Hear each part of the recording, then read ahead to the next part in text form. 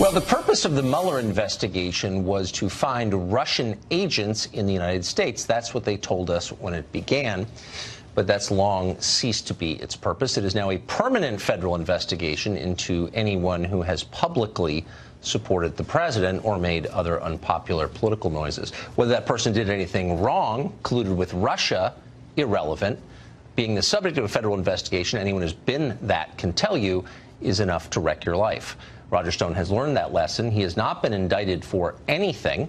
He says, though, that being investigated by Mueller has pushed him to the brink of bankruptcy. Roger Stone joins us tonight with that account. Roger, thanks very much for coming on.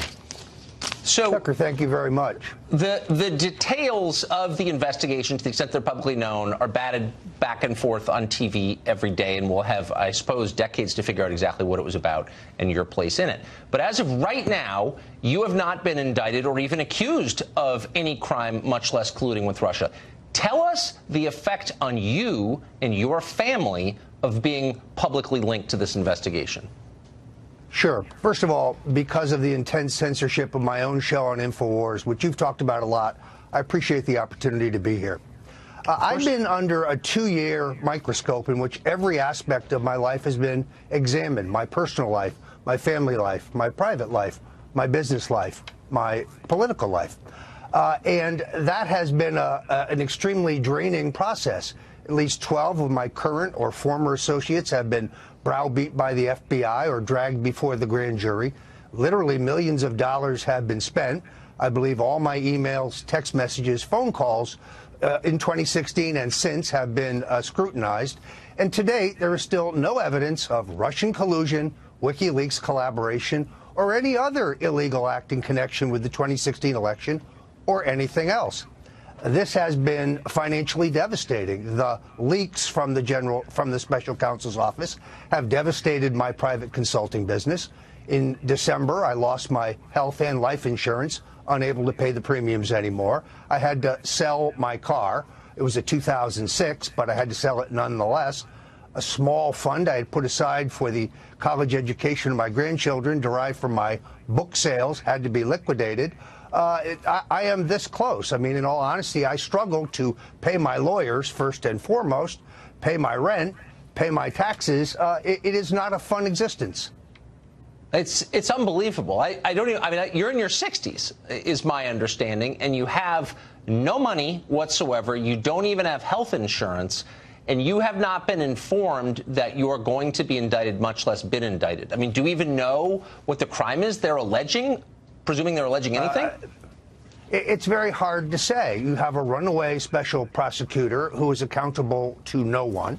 The House Intelligence Committee Democrats keep insisting that I have perjured myself. That's a lie. There were lies told the day I testified. Adam Schiff said, for example, the FBI did investigate and examine the DNC servers. But my testimony is both accurate and truthful.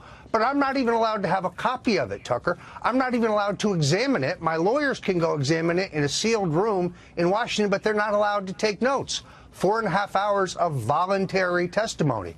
So, as I say, the financial cost has been more than $500,000, projected to be substantially more because I'm being sued by the Democratic National Committee for non-existent Russian collusion. I am still being investigated by the Senate Judiciary and Intelligence Committee, and now Congressman Schiff is gearing up a new investigation, still having come up with nothing. I have had to rely on a legal defense fund, stonedefensefund.com. It is only through the help of good citizens and patriots and supporters of the president that I am able to fend these people off. So I just wanted, before we get the Mueller report, I just wanted this on tape, on the record. You know, they better charge you with the Kennedy assassination at the end of the day after doing this to you, or anybody. That's the point. I'm not here to defend you personally. I'm here to defend all Americans who are not indicted against having their lives destroyed by someone who's not accountable to anybody. It's a total outrage, I think. Anyway, well, Roger Stone, last word to you. It is, certainly.